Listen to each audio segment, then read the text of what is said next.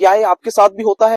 लगाने गए second gear लेकिन लग गया बाइक में न्यूट्रल। देखो हमारे बाइक में गियर सीक्वेंशियल होता है, इसका मतलब तुम 1 से 2 और 2 से 3 गियर के बीच में जा सकते हो।